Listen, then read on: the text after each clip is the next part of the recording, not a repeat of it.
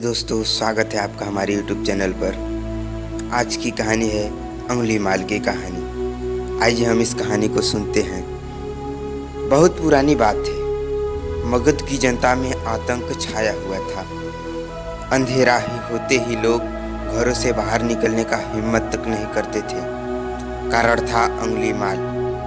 अंगुली माल ने 100 लोगों की हत्या करने का प्रण लिया था। अब तक वह 99 लोगों को मार चुका भी था। उसका प्रण पूरा होने में केवल एक व्यक्ति की ही कमी थी।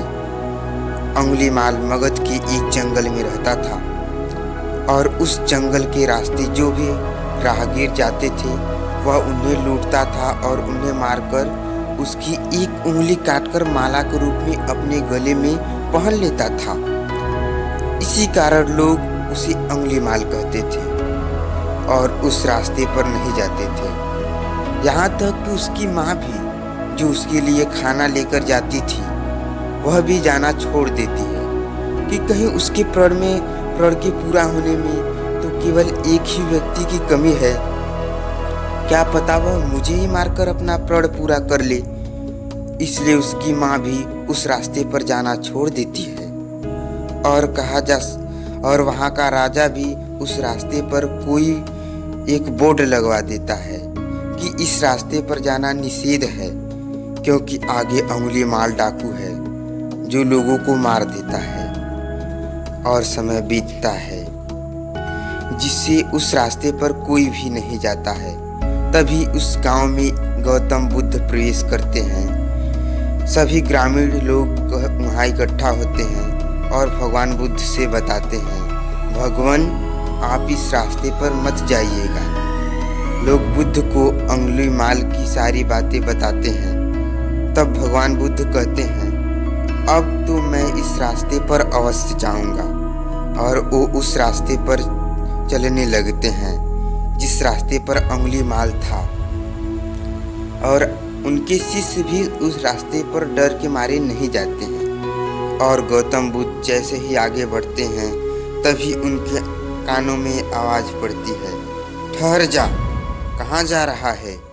बुद्ध बिना ध्यान दिए आगे चले जा रहे थे, मानो उन्होंने कुछ सुना ही नहीं हो। फिर जोर से आवाज आई, मैं कहता हूँ ठहर जा, कहाँ जा रहा है। बुद्ध पीछे मुड़कर देखते हैं तो अंगुलियों की माला पहने नंगी तलवार लिए एक विशाल व्यक्ति खड़ा था, जिसके चेहरे पर उसके प्रण पूरा होने की खुशी झलक रहा था।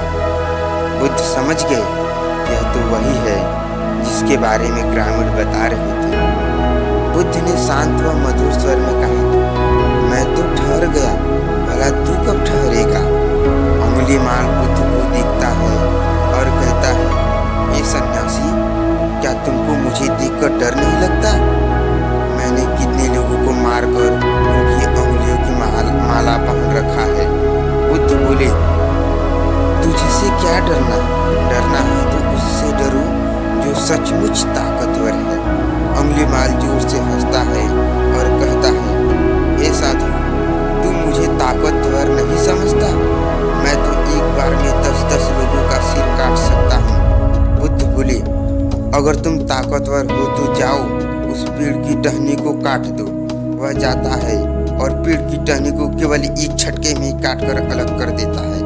बुद्ध मन ही मन सोचते हैं, यह तो मेरी बात मान रहा है। फिर बुद्ध कहते हैं, यदि तुम वास्तव में ताकतवर हो तो इस टहनी को जोड़ दो। अंगुली माल कहता है, हे संत, क्या कभी कटी हुई टहनी को भला कोई जोड़ सकता है। बुद्ध बोले, यही तो मैं तुम्हें समझाना चाह रहा हूँ। जो चीज तुम जोड़ नहीं सकती उसे कैसे काट सकते हो। 99 व्यक्ति का सिर काटने में क्या बहादुरी है।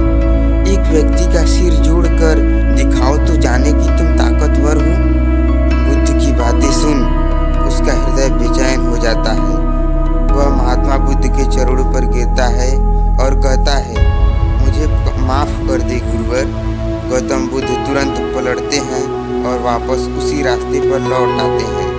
और पीछे पीछे अंगुली माल बुद्धम शरणम गच्छामि करते हुए बुद्ध के पीछे पीछे आ रहा था। यह देख गांव के लोग दंग रह जाते हैं। शिक्षा, सत्य और धर्म के आगे हर बुराई को झुकना ही पड़ता है। दोस्तों, अगर हमारा वीडियो आपको पसंद आया हो तो हमारे चैनल को सब्सक्राइब करें और शेयर भी करें। अगर ऐसा ही वीडियो और आप देखना चाहते हैं तो हमारे चैनल को अवश्य सब्सक्राइब करें। धन्यवाद।